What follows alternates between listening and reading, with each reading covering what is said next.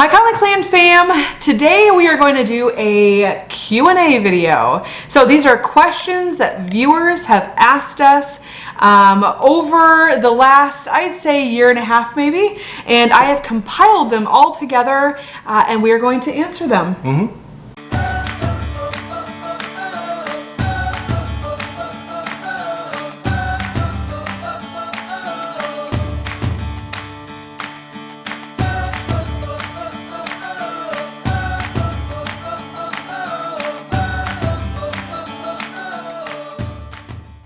So these are questions from viewers, and I'm going to apologize up front because when I copied these down, I didn't copy down who asked the question.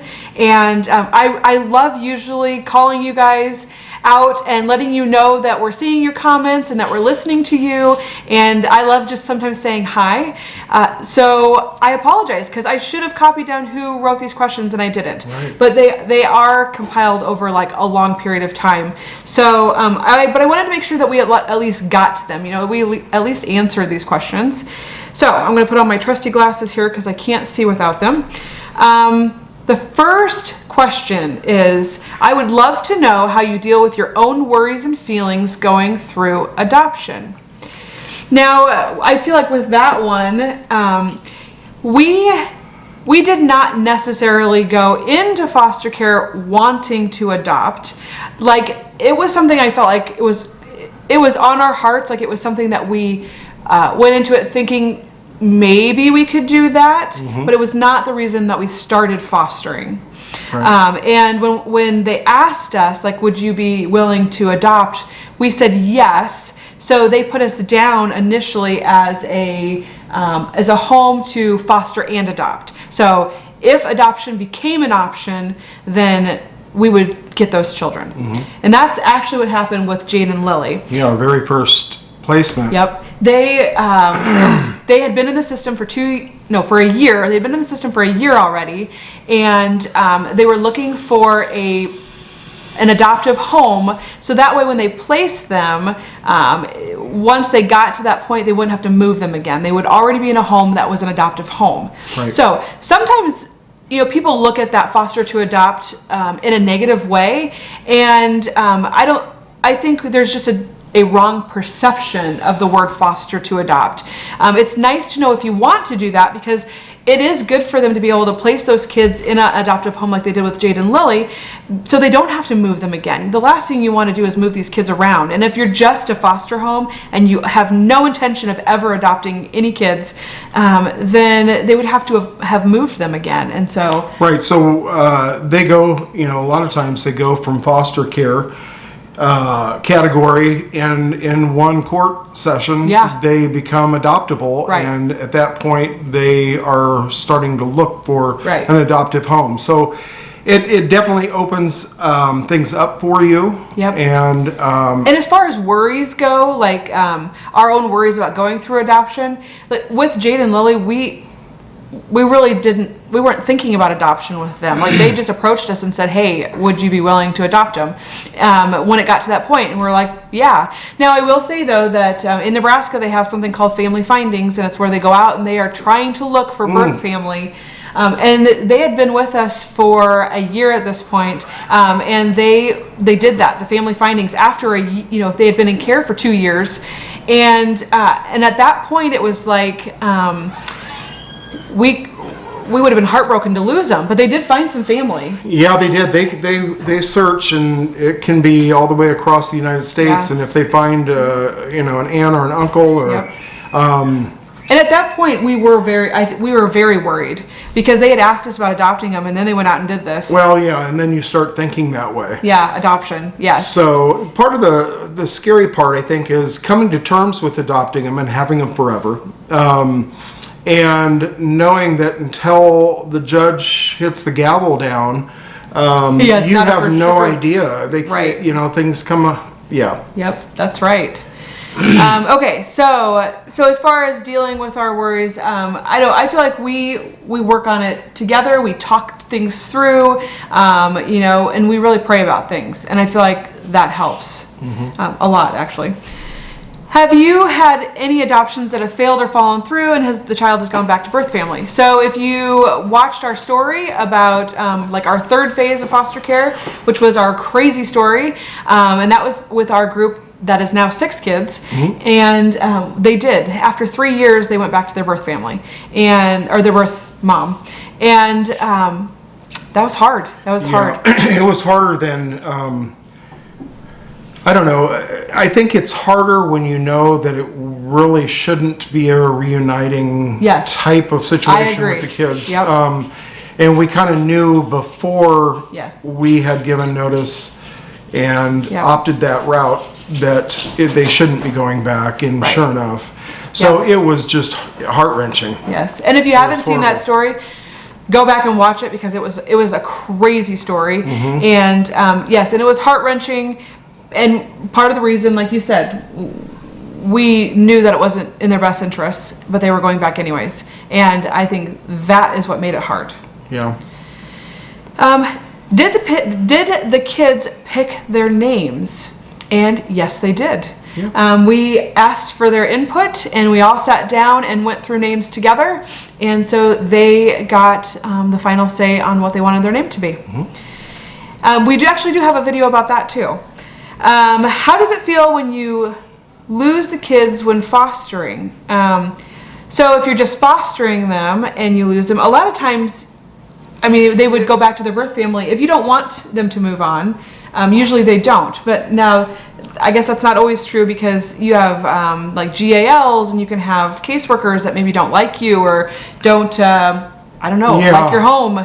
It's kind of funny, because you almost, you either click with your caseworkers and these people, or and we've had great luck with the majority of them. We've had a few that were questionable.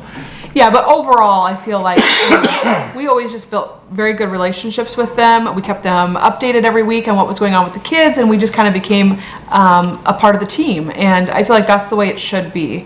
You don't want to be looked at as a glorified babysitter. I feel like you get looked at like that a lot.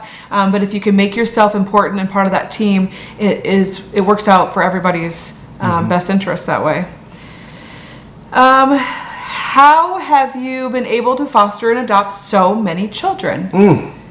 Well, first of all, from the aspects of our numbers, all of them are siblings. So we got our second sibling group when we still had open beds in our home.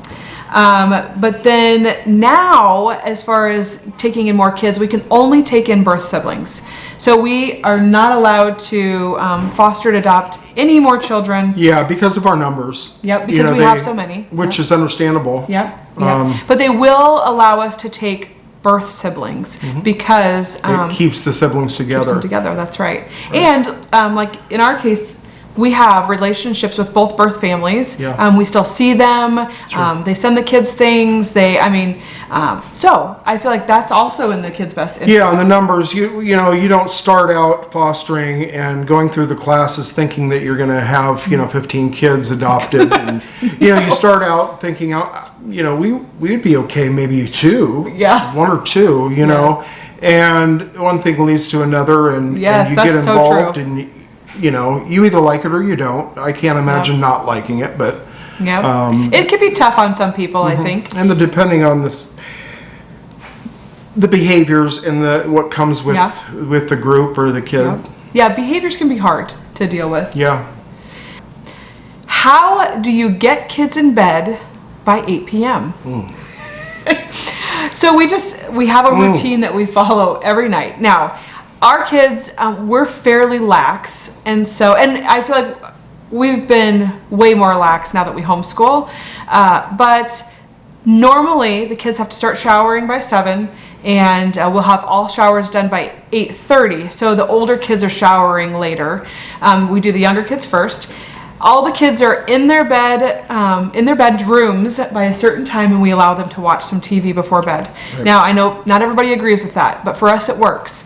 And so all the kids are in their rooms usually by 8, and we let them watch a little bit of TV, and it used to be 8:30 bedtime, and now it's more like 9. And some of the older kids will stay up until 9:30, and occasionally I'll let like Emma and John stay up until 10, but that just depends. Usually that's only on the weekends. So we're just by using that routine, I feel like we have the kids in bed by that time. There was another question though on here. It was about sleeping, and it said, you have so many kids, you must have a lot of different sleep experience. Also, when do you draw the line on how tough you are about everyone sleeping through the night? So first of all, we never let any kids sleep in our bed, like ever. Gavin occasionally hates sleeping in his bedroom, and he would sleep on the floor next to our bed. And we had like an extra crib mattress that was stuck under our bed, so he would pull that out and sometimes sleep next to our bed. Yeah. So if the baby or babies, in some cases, are in with another sibling and they're crying and keeping, that child up, we will bring them into our room. So instead of right, so like we'll do it kind of backwards, I think, from some people. So if Christian decides he's going to wake up and he's going to throw a fit in the middle of the night and he doesn't want to go back to bed, he stays in his crib, and Gavin, who's already been sleep trained to his bedroom, will come sleep next to our bed, and we'll then let Christian stay in there by himself and cry. Right. And then he doesn't cry very long. He cries himself back to sleep. Usually he's just thirsty, but yeah. Well, let's on that topic of thirst.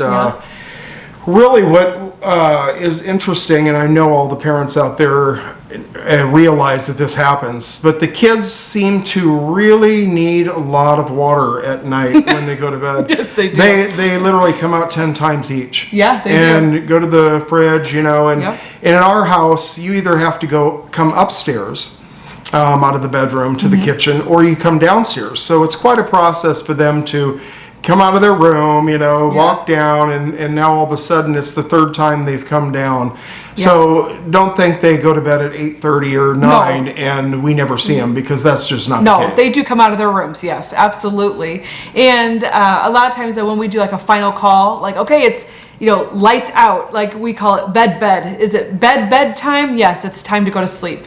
And everybody will do their one last thing, so it gets really chaotic right before it's time for them to actually go to sleep. Yeah, they'll come down, 6 of them will come down all at once, because they need one drinks, more, drink, and want to talk a little bit. Yep, they will, and then turn in their electronics. So we require them to all turn their electronics into our bedroom.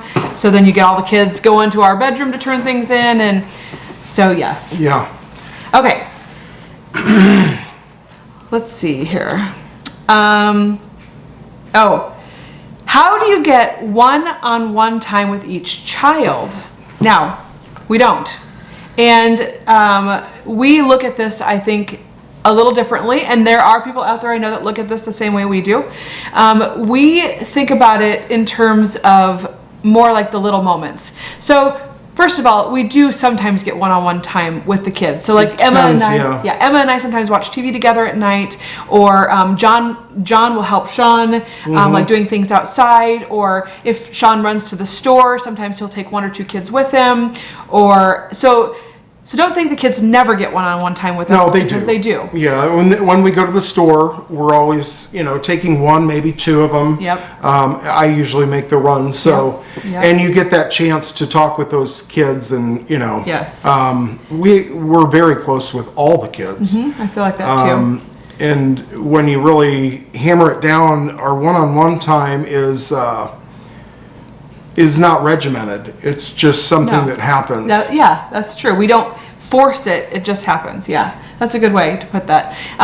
The one thing, though, that I want to make sure I mention, though, is I feel like what's the most important are the little things. So it's giving that kid a high five when they do something good, or it's letting them help, with dinner, or it's, just telling them how good their drawing is, or just really calling them out for positive things. And I feel like those moments are what really count, because the kids feel good. It makes them feel good, and that, I think, is really what kids are looking for. They're just looking for that parent to really notice them and be proud of them. So how do you and your husband stay connected?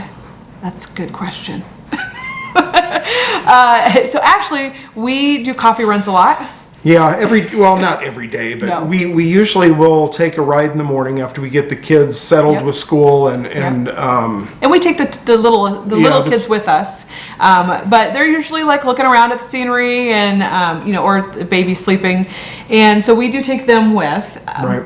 But usually we're able to talk then, and we're able to, just catch each other up on what's been going on, or sometimes we'll talk over like what we're going to video or things like that. So for sure, those morning rides are... The mornings, after the kids go to bed, obviously. After the kids go to bed, A lot of times we'll go for lunch. We could go, Just we us, do go to lunch. we'll take the two little ones, but...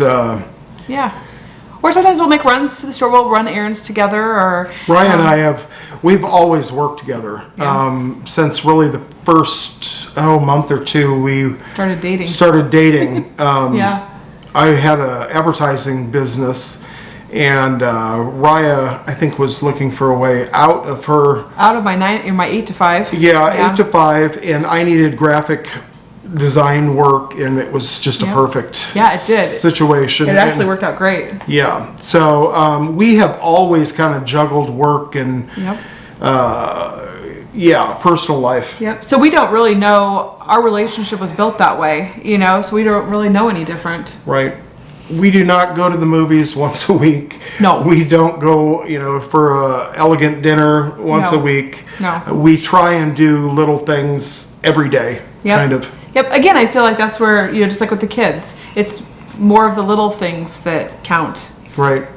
And we find ourselves going outside and sitting, we will. With the chickens, feeding the chickens, and the kids will, mingle out there as well. But we still have our down time and our alone time, which is important. And like at Texas, we'll sit on the front porch. And talk. We out do that there. a lot. Yeah, we did that almost every night. Let's see. Oh, this is, I think, what everybody wants to know. This is like the question, and that is, what do we do for a living? What do you do for a living? Well, I own a construction remodeling company. And you are retired. I'm a retired chiropractor. So I did that for 20 plus years, I guess it is. And long time. A few years ago, I retired and worked with my brother for a little bit. That didn't work out in the construction business, and I went out on my own and did a lot of water restoration projects where you just basically had to gut the place. And I've always been in construction in one way or another, building things and electrical, and so that's out there. And I used to do advertising, and we actually owned our own advertising company. 12 years, I guess. 10 years. For about 10 years. And then when we started, we kind of phased that out, and then we started YouTube. And so now YouTube is what I do full time, other than the kids and the house and all that other stuff. Right. And raising the kids. Raising the kids is definitely a full-time job, that's for sure, especially when you have 11 of them at home. Is it an issue to have 2 daughters with the same name? And no, not really. We have Little Lily and Big Lily. And that's kind of what we call them when they're together. My daughter is, what is she? She's going to be a junior this year in college at KU. She's almost 21. And she's in our videos. But so she's not here that often. So it's not that big of a deal. We use her Big Sissy or Lily. A lot of Big times, Lily. I feel like we'll refer to her as Sissy a lot. And so then her having that nickname helps. Or Big Lily too, we'll call her that. So, and the kids will refer to her as both. So no, I don't feel like it really is a problem or hard. Is the baby healthy? Yes, he is. He's got 10 fingers, 10 toes. on each hand and foot. There were some concerns that we had originally, and the longer we have him, the less concerns we have. He was born healthy. There were just some things that we were watching for to make sure that he didn't have them. And right now it looks like he doesn't, and he's doing well. And he was having a little bit of a feeding issue, and we went to a specialist, like a feeding specialist. Right. And they just kind of taught us how to feed him different, and that's working out. And yeah. Otherwise, he's good, healthy set of lungs, that's for sure. Yeah. Yes. And a lot of times, cry louder than some of the yes. older kids. I mean, yes. Which is great. You know, he's got the strength, and yes. I'm joking about it, but yes. At the same time, you know, yes, that has to develop. You know, and he was born, like we think, premature. Yeah, they did actually. And then hold on, what was I gonna? So and then there's a lot of times where, you know, we're talking about like healthy versus like medical things. Mm-hmm. And so his brother, so Christian, does have like a speech problem, and Jade and Gavin and Christian all have sensory issues. Yep. And so those are things like, as he gets older, we won't know until he gets a little bit older if he has those things as well. Mm-hmm. And so those are just things that we keep an eye out for. And it's not necessarily like he's not healthy. It will just be things, you know, extra needs that he'll have. So like with Christian, you know, we've had to work with him extra on his speech, and then with the sensory thing, they need lots of sensory input. It does take a lot to raise those kids. It does. Their behaviors are difficult at times. Yes. And Christian, even though he's just now 2, he is unlike any baby we've had or 2-year-old we've had. He's had tons of behavior. So starting from like 6 months old, I think he started headbanging, and then he would headbang on everything. His high chair, he'd bang his head on the floor, on the mm-hmm. the couch, on the wall, and so he does not headbang anymore, but he has a lot of. He's a great little guy, but he has just got. I don't know if he tries to basically control everything. Yes, he does. Even though he doesn't know how to talk really well, he's still trying to manhandle or boy handle the situation verbally. All the kids. And he's very loud. The adults. He'll start kicking and throwing. He has a lot of anger issues. And, you know, you wouldn't think that a little guy like that would have those, but he's had them. Since you can, you know, see that emotion, he's had them. It's just like part of who he is. And so, you know, teaching those kids then, how to manage that. You know, you have to teach them then how to manage that in a way that they're able to do that. So we're hoping the baby isn't. We almost expect it at this point because he's part of the sibling group. Yep, you do. And he was born with drugs in his system. Yep. So you do. I mean, you do kind of, especially when you have 3 out of the 4 now. You know, and so now we're on 5, and you do just kind of expect that. Yeah. Do you guys do allowance for your kids, or do you have some other way that they can earn money for purchases they want, or do you just get them what they need? And I feel like they have chores that they have to do that they don't earn money for, that is just being part of a family. Yeah. And then there are things like John will help you with stuff. Right. The kids, we started off, and we still do occasionally. Not necessarily. Well, we did pay them for a little while. All the kids. Oh, we were doing that. Right. We were going to start a special allowance thing, like they could put money in an envelope, and we would put money in an envelope, and then if they did their chores, it would move to a safety envelope, and if they didn't do their chores, they would have to pay us that money back. To teach them what it felt like to lose money and be accountable. Accountable. You're right. Yeah. So. And we have not started that yet. That's not it. I feel like between Texas and the baby and things. Yeah, and the kids are great, and I think a lot of these kids have the desire to help you. Yes. And we just found it unnecessary to reward financially. Yep. They are eager to help. Mm-hmm. Usually. We've got a couple kids that aren't, but... Yeah, there are a couple of them that don't. But like John will shovel the snow in the driveway and he'll get paid for that. You know, things like that. The extras that they do. Yeah. And sometimes it's just a matter of, I'll say, hey, you know, if you help me out, then when you need the money, like you want to buy something and you see, then I'll give you the money to buy it. And so, yeah, we reward them in that way. They definitely do not go without. No, they definitely don't. So they have a lot of extras, I feel like. And you don't want to overspoil them, but you like getting them, you know, things that they like too. With your large family, why don't you shop at Sam's or Costco? And we did, have a membership to Costco. Well, and we're kind of in limbo, as you guys know, in between Texas and here, and we were kind of for a couple months when our Costco membership ran out, decided not to renew because there's no Costco very close to us down there. You have to go to Houston, I think.